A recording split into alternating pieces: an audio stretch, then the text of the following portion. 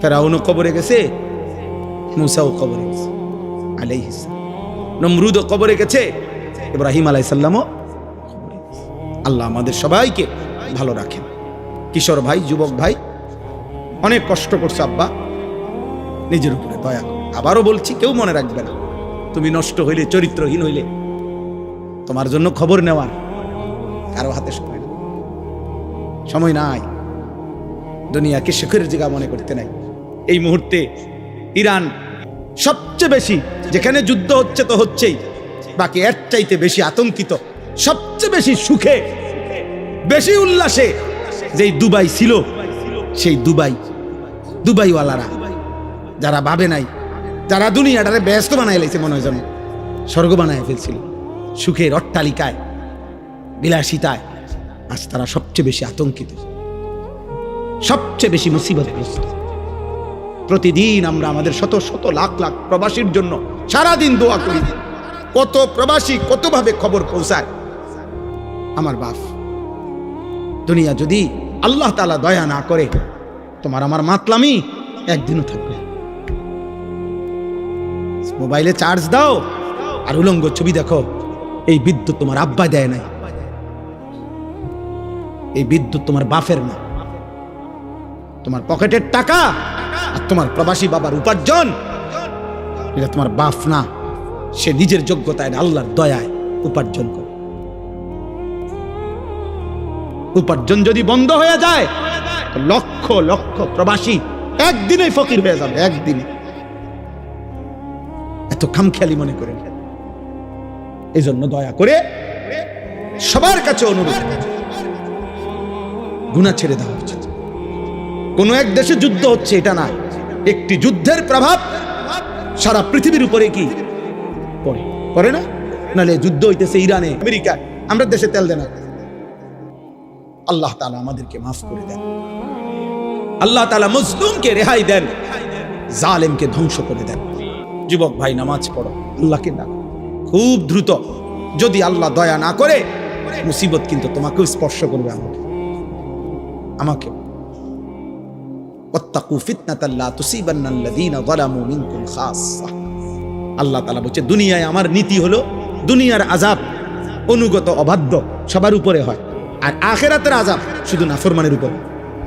এই জন্য দুনিয়াতে বন্যা হইলে সবার ঘর ডোবে, দুনিয়াতে ঘূর্ণিঝড় হইলে সবার বাড়ি ক্ষতিগ্রস্ত হয়, দুনিয়াতে ভূমিকম্প হইলে ইমানদার নাফরমান প্রত্যেকের ঘর ধ্বংস হয়, কিন্তু আখিরাতে শুধু নাফরমান আযাব। আল্লাহ আমাদের সবাইকে তৌফিক দান করেন, ঈমান আমলের জীবন দান করেন। গুনাহ মানুষকে নিজের পরিণতি, নিজের গন্তব্য, নিজের আখিরাত ভুলায় দেয়। ওয়ালা তাকুনু কাল্লাযীনা নাসুল্লাহা ফাআনসাহুম আনফুসাহুম।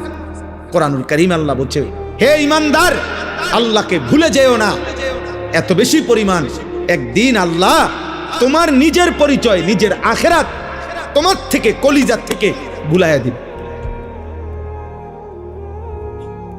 সেদিন আর তোমার মনেও পড়বে না তোমার আখিরাত আছে, জাহান্নাম আছে, তোমার জন্য আযাব অপেক্ষা করছে।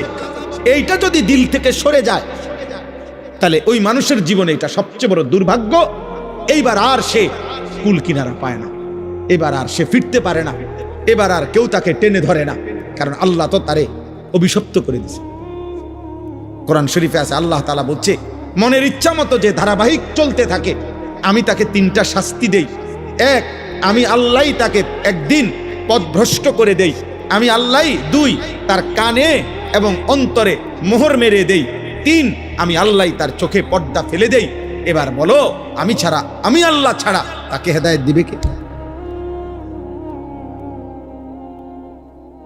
এজন্য মূলত তো বক্তা বলেন, ওয়াইজ বলেন, ইমাম বলেন, পীর বলেন, বুজুর্গ বলেন, আউলিয়া বলেন, সাহাবা বলেন, এমনকি নবী বলেন, এমনকি সাইয়্যিদুল আম্বিয়া, আমাদের নবী, আখিরি নবী, শ্রেষ্ঠতম নবী, সমস্ত নবী, রাসূল, আউলিয়া, পীর, বুজুর্গ, উলামা, কারো হাতে চূড়ান্ত হেদায়েত নাই।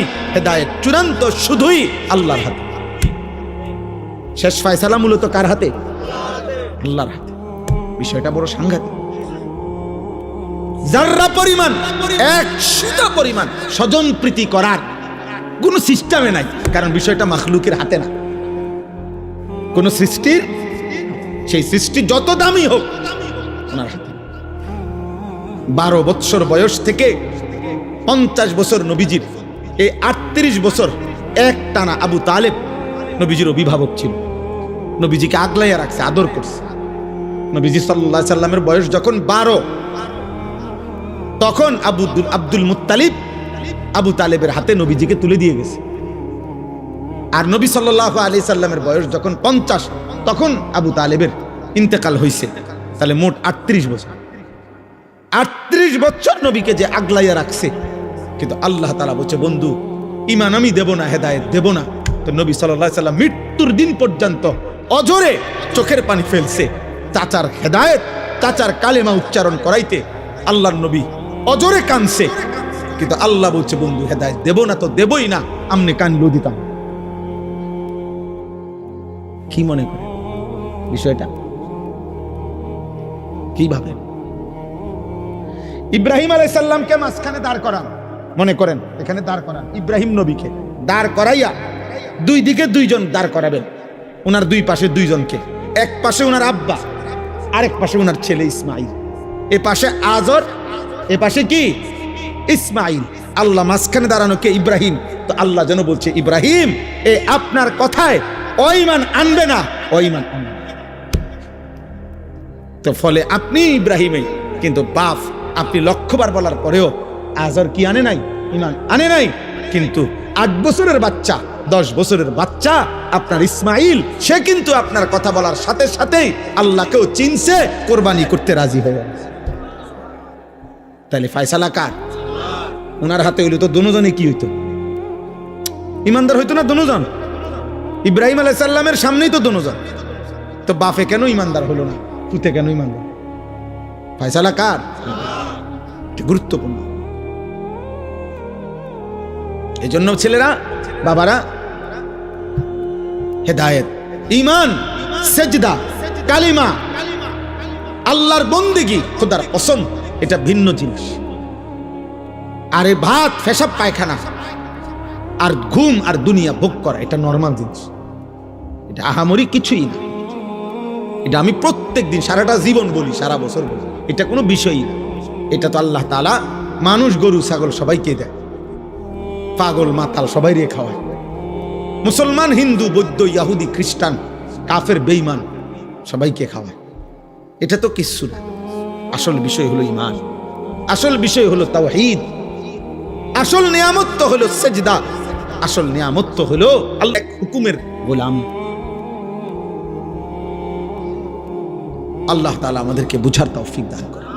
তো নবী সাল্লাল্লাহু আলাইহি ওয়াসাল্লাম যখনই কালেমার দাওয়াত দিতেন, তো আযাবের কথা বলতেন, বারবার বলতেন যে হে আমার জাতি, নূহ আলাইহিস সালামের জাতি আল্লাহর নাফরমানি করেছে, আল্লাহ আযাব দিয়ে ধ্বংস করে দিয়েছে। লূত আলাইহিস সালামের জাতি আল্লাহর নাফরমানি করেছে, আল্লাহ আযাব দিয়ে ধ্বংস করে দিয়েছে। হুদ আলাইহিস সালামের জাতি আল্লাহর নাফরমানি করেছে, আল্লাহ আযাব দিয়ে ধ্বংস করে দিয়েছে। এভাবে অসংখ্য জাতি নবীজির পূর্বে, আমাদের রাসূলুল্লাহ সাল্লাল্লাহু আলাইহি সাল্লামের পূর্বের বহু জাতি আল্লাহ তাআলা আল্লাহর অবাধ্যতা, নাফরমানির কারণে ধ্বংস করে দিয়েছে।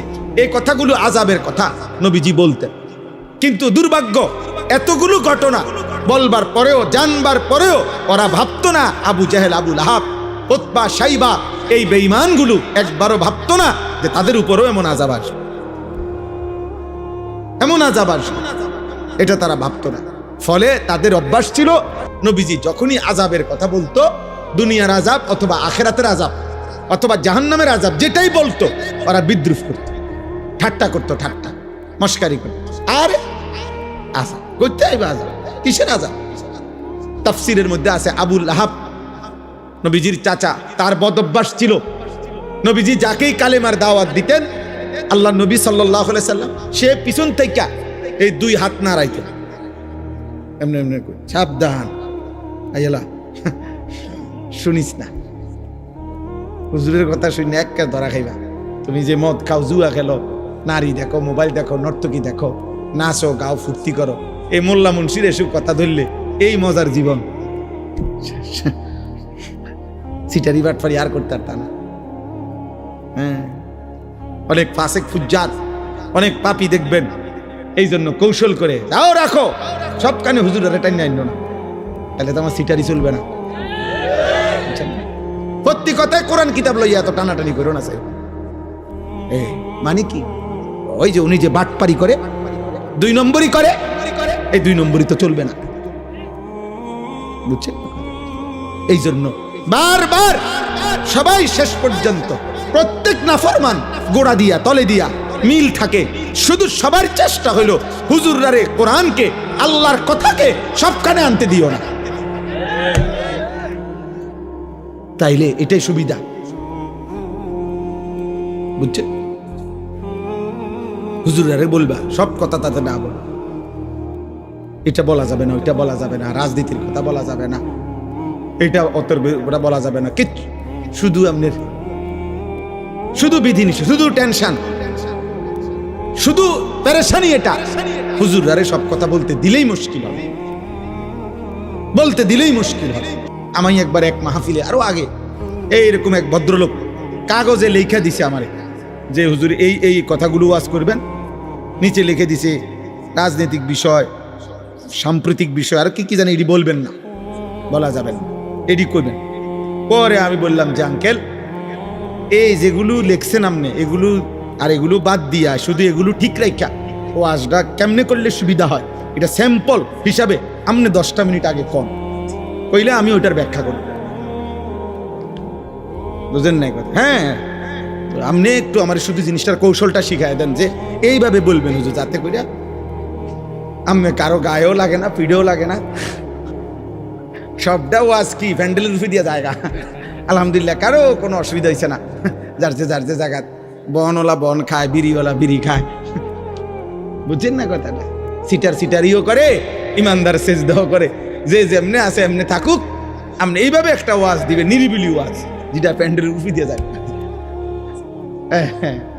এমন একটা সিস্টেমের ওয়াজ করে, নাউজুবিল্লাহ। তাইলে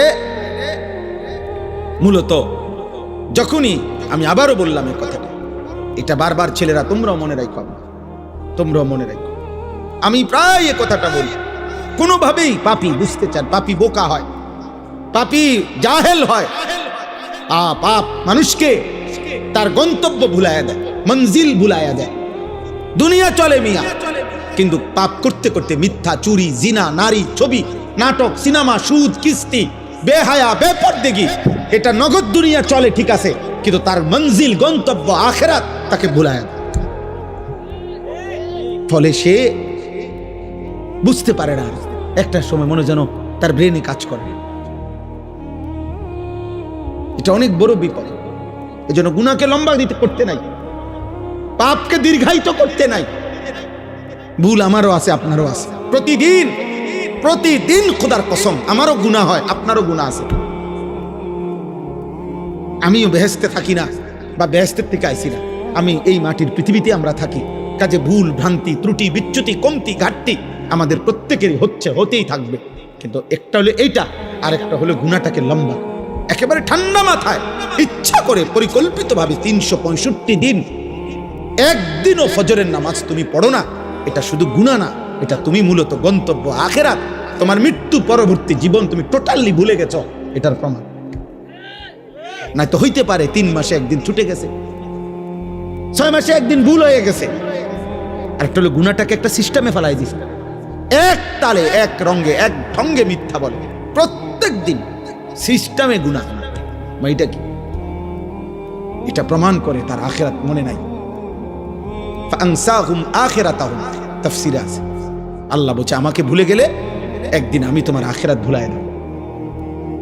ফাআনসাহুম মাসালিহাহুম, একদিন আমি তোমার কল্যাণ, তোমার জন্য কোনটা উপকারী, আমি সেই উপকারী বস্তু ভুলিয়ে দেব। ফাআনসাহুম আওয়াকিবাহুম, তোমার পরিণতি ভুলায় দেব, তোমার পরিণতি তোমার মনেও থাকবে না। আখিরাত, বয়স্ক মানুষ কথাবার্তা নাফরমানির মধ্যে ডুবা, কোনো চিন্তাও নাই, চেহারা সুরতের মধ্যে কোনো ভাঁজও নাই।